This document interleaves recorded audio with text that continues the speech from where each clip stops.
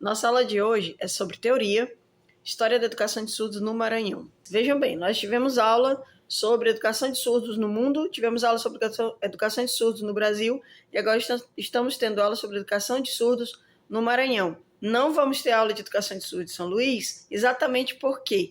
Porque aqui no Maranhão, a educação de surdos no Maranhão se restringiu à ilha de São Luís, tá? Então, como nós já sabemos, o Maranhão ele tem um dos piores índices econômicos do Brasil, tá? E por esse motivo, devido à realidade econômica do estado do Maranhão, ele é caracterizado pelos piores índices de desenvolvimento humano. Imaginem só como é o estado todo, a educação do surdo ficou restrita realmente somente à capital. Inclusive, até hoje, ainda podemos encontrar surdos que não sabem Libras pelo interior, surdos que ainda estão literalmente amarrados em casa, presos em casa, que os pais têm medo deles saírem de casa. Inclusive surdos que nem foram diagnosticados como surdos, são tratados como pessoas que não têm capacidade de se comunicar, porque utilizando as palavras que eu já ouvi desses pais, eles são loucos. As pessoas são loucas. Na verdade, não são. Eles são surdos e não conseguem se comunicar. Nas décadas de 69 e 79, o aprendizado da Libras foi mais significativo e representativo em outros lugares, países e estados do que aqui no Maranhão. Porque, na verdade, no nosso estado, a Libras nesse período não era tão difundida. A gente tratava mais como mímica, entendeu? Era meio uma torre de Babel, cada um fazia meio o seu sinal e quem conhecia aquele ali ia aprendendo o sinal do outro. Porque nem mesmo havia uma preocupação devida com a comunicação e educação das pessoas surdas e com a sua modalidade linguística específica, aqui no Maranhão. No início, a língua de sinais caminhava a passos muito lentos, evoluindo gradativamente na medida em que a Libras crescia no estado do Rio de Janeiro. A primeira escola de educação de surdos do Brasil é do Rio de Janeiro, né, que é o INES, lá nas Laranjeiras, certo? Então, de acordo com o que ia crescendo lá, eles vinham para cá. Por quê? Lembra que na história da educação dos surdos do Brasil eu falei para vocês que as pessoas estudavam lá e iam para os seus estados, para os seus municípios para ensinar Libras? Então, era isso que acontecia. Tá? Boa parte dos recursos, informações, embasamentos teóricos, curso de qualificação, são todos oriundos do Rio de Janeiro. Tá? Por isso, a Libras no Maranhão é muito influenciada pela forma como foi abordada primeiramente lá no Rio. Apesar de que a Libras hoje no Maranhão cresceu muito e tem suas características próprias em termos de regionalismo, contextualização, sinalização e interpretação. Tá? Hoje nós já temos a nossa própria língua de sinais, claro que é a Libras, mas a gente também pode se considerar regionalista, porque a gente não utiliza tanto mais os sinais criados no Rio de Janeiro, nós já temos sinais próprios. No princípio, as iniciativas de atendimento à pessoa com deficiência surgiam em instituições privadas que atendiam pessoas de família com o poder aquisitivo mais elevado, ou seja, os primeiros surdos a serem tratados como pessoas com deficiência auditiva que poderiam ser educados e que tinham direito a ter atendimento médico eram as pessoas mais abastadas, os mais ricos, tá? Os que não tinham condições de pagar um atendimento educacional mais especializados recorriam a ações filantrópicas. Essas ações filantrópicas iniciaram nas igrejas evangélicas, mas, a princípio, somente com mímicas, tá? Não era exatamente ainda a Libras. Ainda assim, essas ações filantrópicas da igreja ainda eram muito limitadas estruturalmente e economicamente. A Prefeitura de São Luís, através de lei municipal, em 1966, criou a Secretaria de Educação do município e o Conselho Municipal de Educação. Então, através da lei, o prefeito Tadeu Palácio, em 31 de março de 2004, instituiu o Dia Municipal dos Surdos em São Luís, que é comemorado todos os anos, no dia 26 de setembro, sendo que a Prefeitura, por intermédio de seu órgão competente, promove atividades que contribuam para a reflexão sobre a condição de vida do surdo, possibilitando maior inserção social e política. Bom, a lei é de 31 de março de 2024. O Dia do Surdo é comemorado dia 26 de setembro, tá? 7 anos depois, o governador Jackson Lago, através de lei também, estabeleceu no dia 11 de janeiro de 2007 normas e uso de difusão de Libras para o acesso das pessoas surdas ou com deficiência auditiva à educação em todas as escolas públicas e privadas que atendessem à educação infantil, ao ensino fundamental e médio, localizados no estado do Maranhão. Essa lei, ela pegou todas as escolas, sejam públicas, sejam privadas, tá? Sejam do governo, sejam particulares, que todas as pessoas tivessem acesso a Libras. Todas as escolas têm que ter atendimento para crianças com deficiência auditiva ou surdez, ok? Todas. E assim, em escolas públicas, a educação especial para surdos teve início com atendimento a alunos na Escola Modelo Benedito Leite. Após um convênio firmado entre o Instituto Nacional de Educação de Surdos, INES, no Rio de Janeiro, em 1969, foram formadas 2 professoras que começaram o atendimento aos surdos em classes especiais em São Luís. Então, essas professoras se formaram no INES e vieram para cá com esse intuito, de começar a ensinar a Libras realmente e começar a ter atendimento aos alunos surdos que estavam aprendendo Libras. Essa ação foi definida pelo Projeto Educação de Excepcionais, esse era o nome, implementado pela Secretaria de Educação do Estado do Maranhão. Em 1993, através de convênio junto ao Ministério da Educação, que é o MEC, né, e o Fundo Nacional de Desenvolvimento da Educação, FNDE, iniciou-se a implantação da Política Nacional de Educação para Todos. O que foi esse Educação para Todos? Educação para Todos foi um plano educacional que dizia que todas as crianças deveriam ir para a escola, certo? Que todas as crianças deveriam ter acesso à educação, certo?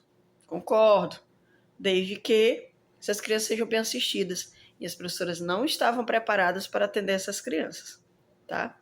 Mas tinha que seguir a lei, então todas as crianças foram para a escola. A educação era para todos. A partir deste convênio foram criadas condições para ações de inclusão da escola especial na rede municipal de ensino, especificando métodos e etapas a serem cumpridas até 1999, certo? As professoras não estavam prontas, então fazia parte deste plano que todos os professores tivessem conhecimento para que pudessem educar todas as pessoas, todas as crianças. O Educação para Todos dizia que os alunos surdos, bem como os que apresentassem deficiências físicas ou mentais, os que se encontrassem em atraso considerável quanto à idade regular da matrícula e os superdotados, deveriam receber tratamento especial de acordo com as normas fixadas pelos conselhos de educação através da Secretaria Municipal de Educação, de acordo com cada CEMED. Tá?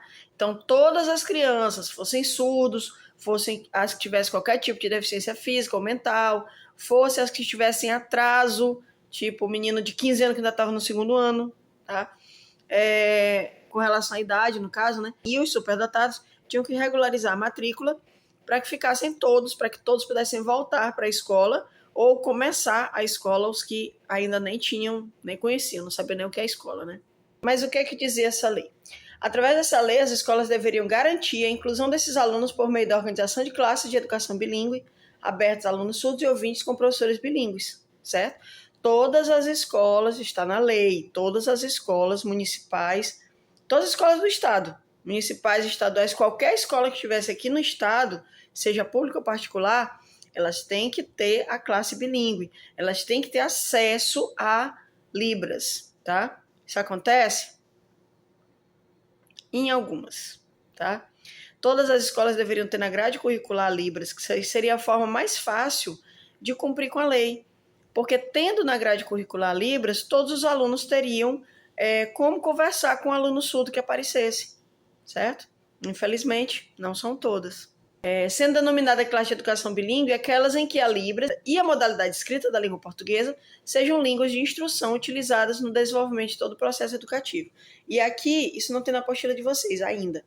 E aqui eu posso dizer que a primeira escola do Maranhão que tem na grade curricular a Libras, sem que tenha nenhum aluno surdo na escola, é o Colégio São Judas Tadeu, no Turu, aqui na Ilha de São Luís. E o primeiro município a ter na grade curricular das suas escolas, a disciplina de Libras é o município de Maranhãozinho, aqui do Maranhão, tá? Que eu saiba, o primeiro do Brasil, até onde eu sei, até onde minhas pesquisas foram, mas se tiver algum município que tem na grade curricular a disciplina de Libras, por favor, coloque aqui nos comentários, tá bom? Eu quero saber também. As escolas devem proporcionar aos alunos surdos serviço de tradutor e intérprete da língua portuguesa, né, em sala de aula e em seminários, cursos e afins, bem como equipamentos e tecnologias que viabilizem o acesso à comunicação, à informação e à educação. E aos professores de todas as licenciaturas, acesso às informações sobre a especificidade cultural e linguística do aluno surdo, bem como assegurar a esses alunos o acesso à comunicação, informação e educação. O que é que eu disse? Eu falei o seguinte, que a lei diz que todos os alunos surdos têm que ter intérprete em sala de aula. Se eu tenho um aluno surdo na turma A e tenho um aluno surdo na turma B, meus 2 alunos surdos da escola toda são esses 2, a minha escola tem que ter 2 intérpretes. Agora, se eu tenho um aluno surdo na turma A, quer dizer, se eu tenho 2 alunos surdos na turma A minha escola toda pode ter apenas um intérprete, certo? Mas sabe o que isso quer dizer? Emprego para intérpretes, bastando apenas que as pessoas corram atrás dos seus direitos. Tá? Se a escola não tem, eu tenho um aluno surdo, mas não tem nenhum intérprete. Meu filho é surdo, mas na escola que ele estuda não tem intérprete para ele, corra atrás dos seus direitos, tá? Você consegue sim, causa ganha. Conhece a história de causa ganha? Pois é isso mesmo, causa ganha. Além disso, a escola também tem que tem que viabilizar para os professores que eles saibam Libras, que eles tenham acesso a Libras, que eles tenham acesso à cultura do surdo, tá? Para que eles não possam cometer nenhum tipo de erro ou gafe ou simplesmente ter que depender 100% do intérprete para poder se comunicar com o aluno dele. O aluno é do professor, não é do intérprete. O intérprete está ali apenas para interpretar. O aluno surdo continua sendo aluno do professor da disciplina, ok? As escolas devem garantir obrigatoriamente às pessoas surdas acesso à comunicação, à informação e à educação nos processos seletivos, nas atividades e nos conteúdos curriculares desenvolvidos em todos os níveis, etapas e modalidade de educação. Tem que ter um intérprete na hora da prova, sempre. Vai fazer uma prova, vai ter um seminário, vai ter uma reunião de pais, vai ter uma festinha, tem que ter. Se tem aluno surdo, tem que ter intérprete, ok? Sempre. Não esquecendo que o intérprete não é professor do aluno surdo, ele é intérprete do aluno surdo, ok? Após a última reforma administrativa do Estado, o setor responsável pela educação especial no Maranhão ficou sendo a supervisão de educação especial, ligada diretamente à Secretaria Estadual de Educação. E as modalidades de atendimento da educação especial na escola pública são as classes comuns, as classes especiais, as salas de recurso e as equipes de itinerância. O que seriam as classes comuns? Todas as classes que são atendidas todas as crianças, independente de deficiência ou não, tá? As classes especiais são aquelas que funcionam em algumas escolas regulares com assistência aos alunos com deficiência. São quando eles separam os alunos com deficiência dos alunos que não têm deficiência. Diferente da sala de recurso, onde na sala de recurso são aptas a atender crianças com qualquer deficiência no seu contraturno e que funcionam em algumas escolas regulares. Então, o que acontece? Algumas escolas têm classe comum e classe especial e outras têm classe comum e salas de recurso, tá? Do mesmo jeito, eles são separados. Só que a classe especial funciona no mesmo horário que a classe comum e a sala de recurso funciona no contraturno da classe comum. E na classe especial, eles são atendidos durante a manhã toda ou durante a tarde toda.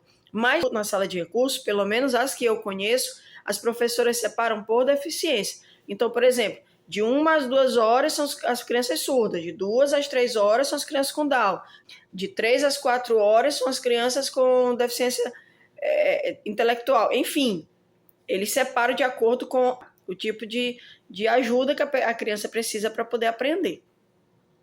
Além disso, em vista à educação de surdos, temos aqui no Maranhão também o Centro Integrado de Educação Especial, que é o CIESP Padre João Moana, Centro de Atendimento à Pessoa com Surdez, que é o CAIS, e o Centro de Ensino Especial Profissionalizante Helena Tipoff. Tá?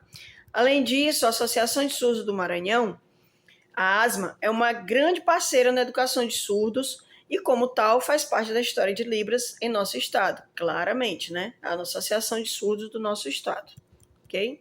Enfim, como foi explicado também na História da Educação de Surdos no Brasil, o Brasil não tem apenas uma língua de sinais, ela tem 2. Tem a LSKB e tem a Libras, tá? A LSKB é a língua dos Urubu-Capó, é uma língua de sinais de uma tribo indígena que, por sinal, é maranhense. Os Capó são um povo indígena que vive no sul do nosso estado, Seu nome significa povo da mata na língua tupi. Capó quer dizer povo da mata na língua tupi. Nós temos algumas fotos aí que foi conseguida, que conseguimos, tanto antigas como algumas atuais também. São indígenas civilizados já há muito tempo, porém, esse povo surgiu há cerca de 300 anos, provavelmente veio da região entre os rios Tocantins e Xingu, e migraram em 1870 do Pará para o Maranhão, pelo rio Gurupi.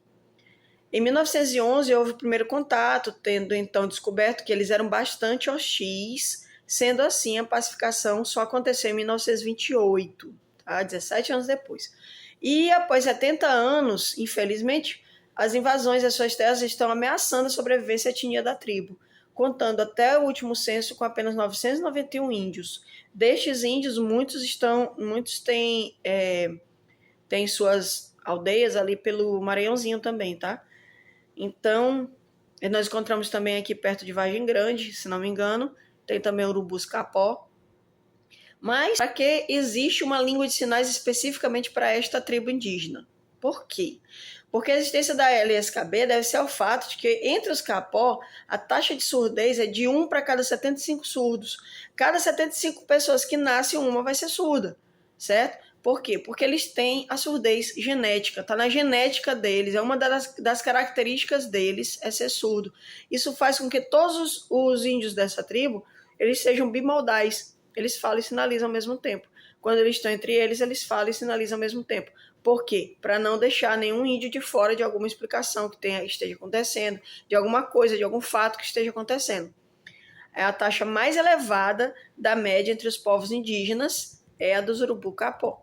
Essa taxa de surdez faz com que os surdos e ouvintes aprendam a língua de sinais de modo a se comunicar no seu cotidiano. Todos os surdos sabem língua de sinais para poder se comunicar tanto com os surdos como com os ouvintes. Para finalizar sobre a tribo dos Urubus-Capó, os índios ouvintes são bilíngues e os surdos são monolíngues. Para os membros dessa tribo, a surdez não é percebida como um fato trágico e as pessoas surdas não vivem isoladas nem deixam de participar de eventos sociais, já que todos os ouvintes se comunicam com elas em língua de sinais. Seria um exemplo a ser seguido por nós que não somos indígenas, né? Deveríamos fazer o mesmo, tratar todos os surdos como pessoas normais que são, né? Apenas não sabe a nossa língua, a gente poderia aprender a deles, como graças a Deus você está aprendendo, né? E que todo mundo vivesse em paz. Não é verdade? A aula de teoria tem dica de filme, né? Então vamos para a nossa dica de filme. O Milagre de Anne Sullivan.